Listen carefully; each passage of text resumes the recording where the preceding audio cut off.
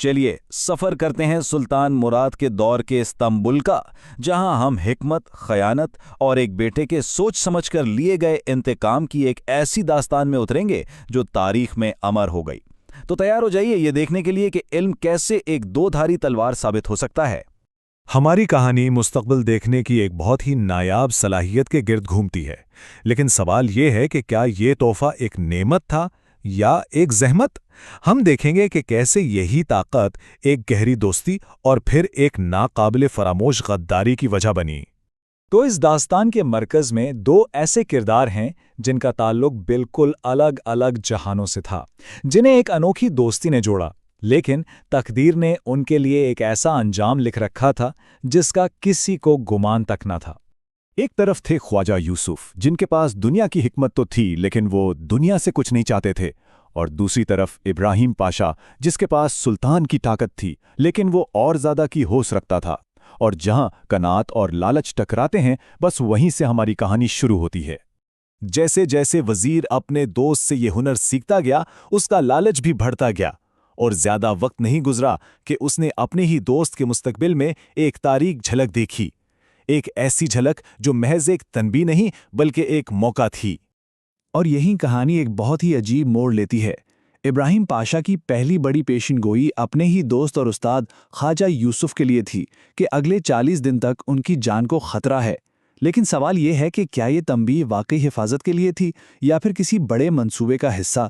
یوسف نے اپنے دوست کی بات مانی اور خود کو دنیا سے بالکل الگ کر لیا، لیکن 40ویں دن کی صبح یہ سوچ کر کہ خطرہ ٹل چکا ہے، وہ اپنے دوست سے ملنے کی خواہش میں گھر سے باہر نکلے، اور یہ ان کا اپنے مقدر کی طرف پہلا قدم تھا۔ اس منحوس دن یوسف کو جو چیز ملی وہ صرف ایک دریافت نہیں تھی، بلکہ ایک ایسی لعنت تھی جو بے پناہ لالچ کو جنم دینے والی تھی اور ہر ایک کی تقدیر کو ہمیشہ کے لیے بدلنے والی تھی۔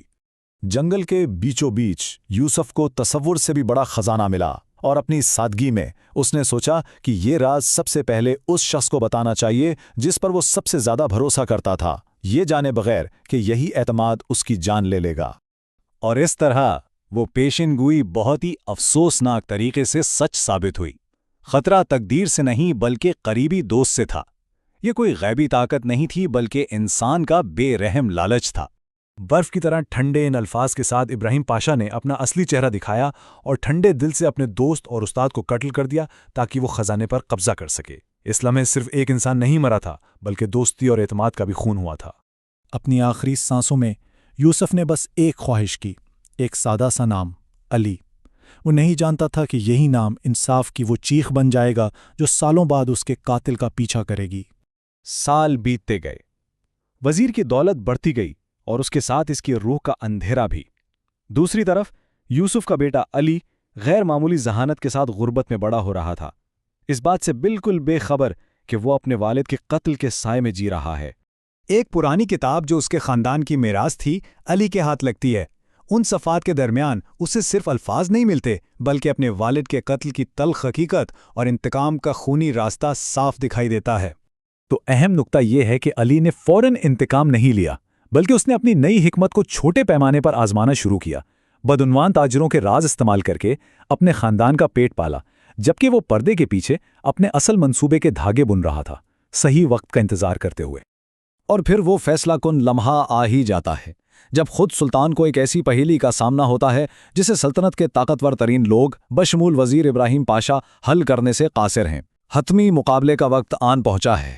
سلطان ایک ایسا چیلنج سامنے رکھتا ہے جو محل کی بنیادیں ہلا دیتا ہے۔ میں نے ایک خواب دیکھا اور میں اسے بھول گیا ہوں۔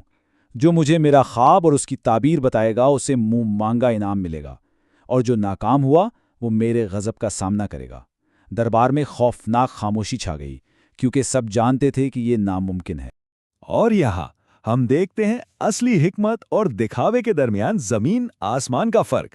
ابراہیم پاشا، جس کی بصیرت کو لالچ اور جرم نے اندھا کر دیا تھا، صرف ایک بھونڈا سا جھوٹ ہی گھڑ سکا، جبکہ علی اپنے صاف دل کے ساتھ سچائی کو سورج کی طرح روشن دیکھ رہا تھا۔ علی نے صرف خواب نہیں سنایا بلکہ اس کی تمام پوشیدہ تفصیلات اور معنی تہ در تہ سلطان اور حیرت زدہ دربار کے سامنے کھول کر رکھ دیے، یہاں تک کہ غداری اور قتل کا پورا جرم بے نقاب ہو گیا۔ دربار کا ہال سمجھ لیں انصاف کے ایک تھیٹر میں بدل چکا تھا۔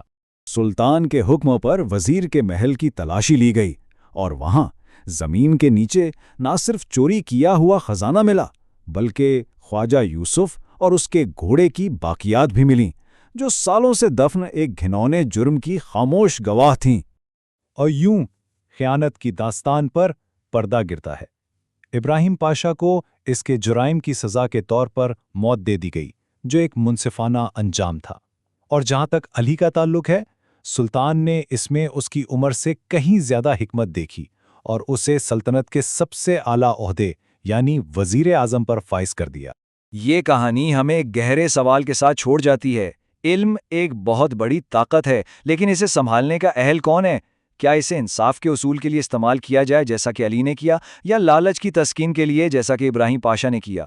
آخر میں ہمارا انتخاب ہی ہماری تقدیر کا تعین کرتا ہے۔